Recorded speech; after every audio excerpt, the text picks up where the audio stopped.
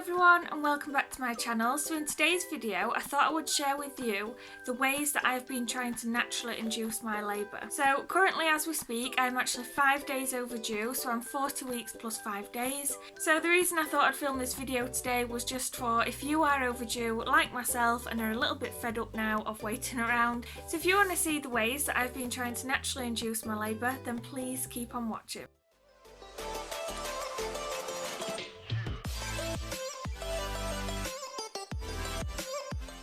So I just want to start off this video with a little disclaimer. Now I just want to say I'm not a professional, I'm not a midwife, not a nurse, not a doctor, I'm not anything like that. I'm just a normal person who's first time mum, and basically this is just, it's all new to me, so I am not a professional in any way. And I just want to say if you do want to try any of these ways, please, one, just make sure you are past your due date or at least 39 to 40 weeks, and two, always check with your healthcare provider first, whether that be your midwife, whether that be your doctor. Just make sure you clear these ways that you are willing to try with them first, just because obviously you don't want to risk your health of your baby. End of the day, that's the most important thing. I'm not saying these ways are gonna help you have your baby or put you in labour or anything like that. I'm just saying these might be fun little ways to kind of pass time once you are past your due date, and there is no harm in trying. Just remember to please check first before you try anything. So the different ways of trying to induce my labour that I've been trying, I'm pretty sure are just old wives' tales. Like, they probably don't work, and if they do work I feel like it might just be more of a coincidence, like my body's ready rather than, you know, trying these different things. But I am past my due date now.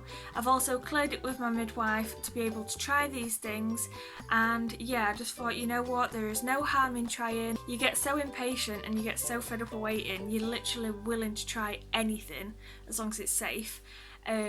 So yeah, that's kind of where I'm at with my pregnancy at the moment. So if there's one thing to know out of all of this, it's these are probably just old wives' tales, and if he does end up coming early, well, not that he's going to be early because I'm past my due date, but if he does end up coming before my 42-week point, before I get induced, then, you know, it's going to be one of those things what's probably coincidence, and baby's going to come when they're ready. Now, our little boy is obviously a stubborn one and doesn't want to come out. I have made him way too comfy in there. But yeah, I'm more than willing to try to get him out now because I'm getting uncomfortable and we want to meet him. So yeah. So the first method that I've been trying is going walking. So me and Neil have actually been going walking quite a lot, a few times a week.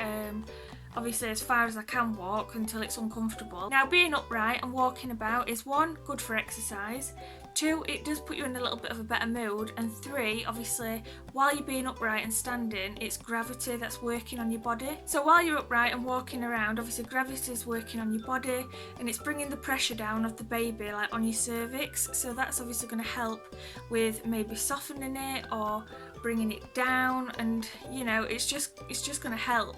Also, walking on an uneven floor, so if you're walking down like a little gravel path, I don't know, we've got like some old lanes near us and the floor isn't like flat tarmac, it's a bit uneven. That apparently is really meant to help like add pressure like to your cervix and help with dilation, because obviously it's uneven, your pelvis is shifting like this as you're walking, so obviously with your pelvis going like that and then gravity as well, it just all helps kind of bring that baby down into a good position. Now just remember, obviously you are keeping active by doing this, but only do what you can. You know how much you can push your own body, so just do what you can and don't make yourself uncomfortable for the sake of it. One of the second things that I've tried is actually drinking raspberry leaf tea. Now the one I've been trying is this. So this is by 𝖁𝖐𝖊𝖊.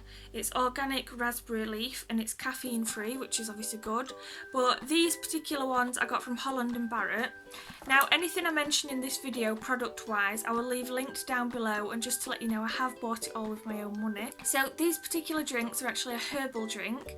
Now these are recommended I think to drink from 32 or 34 weeks in your pregnancy, so nothing earlier. And apparently it's meant to help like prep your womb and your uterus ready for when you're going into labour.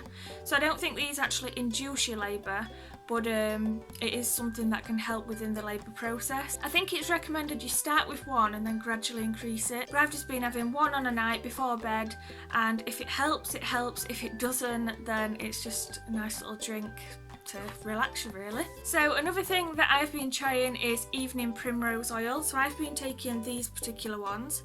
So these are just the little oil caplets. They're really small, to be fair. They're really easy to take. I'll just show you one.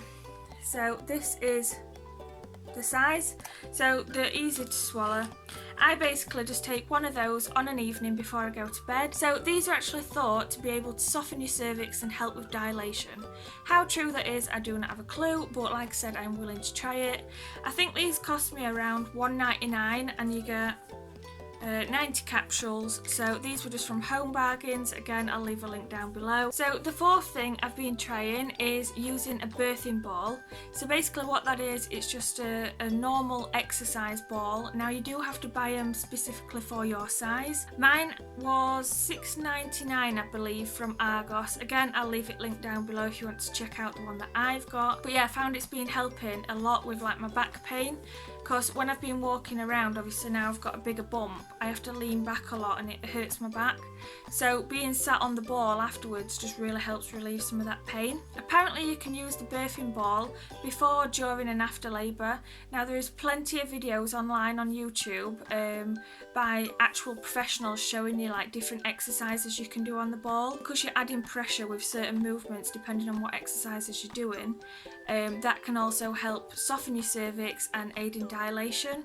So yeah, I've been trying that for the past few days, and like I said, even if it doesn't help with anything to do with dilation and prepping your cervix, it has been helping relieve some back pain, so I'm quite happy with that. So some good moves that I've been actually doing, which I found off like doulas and stuff on YouTube, I don't know if I've pronounced that right, but basically there is like a figure of 8. So if you make a figure of 8 with your hips, you can do small bounces up and down, you can do side to side lunges, you can do hip rotations. So all these different moves are just meant to help get that baby into the right position, and obviously as you are bouncing up and down or moving round, you've got gravity, which is working in your favour, and also you've got good posture and it helps move your pelvis, so everything's just going downwards and just getting everything ready really. So one of the other ways that you can try having sex, so one of the main reasons sex is recommended throughout pregnancy and especially towards the end is because sperm contains prostaglandins,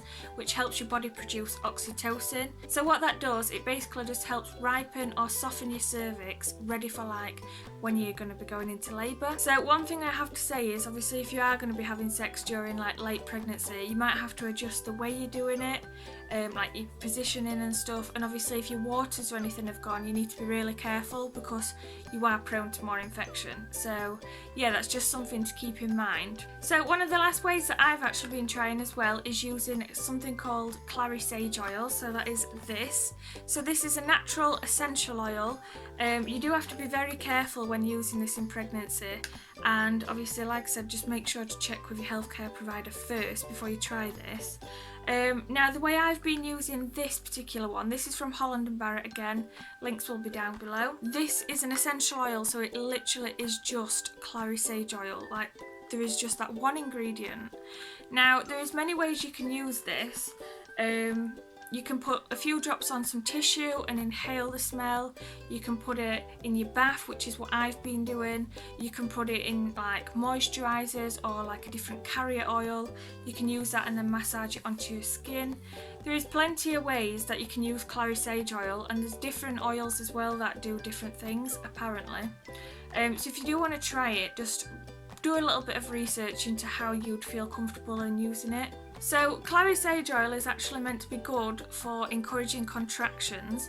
Now even if it doesn't do anything, it's also good for just relaxing you, but just be careful with how much you do use because it is quite a strong smelling oil and it can be quite like overwhelming. So there are many natural ways that you can try and induce your labour. Obviously just remember, not everything is going to work, and more than likely if it does work, it's probably just coincidence and the baby is ready themselves to come out. But if you do want to try them, a few other options are you can go up and down the stairs sideways, you can try it in pineapple core, hot curries, nipple stimulation. There is lots of different ways online to try and help induce your labour. As I've mentioned though, please just make sure you check with your healthcare provider first, and I'm not a professional by all means, so do not listen to me. So if you decide to try and induce your labour naturally as well, please let me know in the comments box down below if anything works for you, or if you have previously used any of these techniques and they have worked, then let me know. It'd always be nice to hear some other positive stories from this. So if you've liked today's video, please give it a thumbs up, and if you haven't already subscribed to my channel, please do, because I would really appreciate it.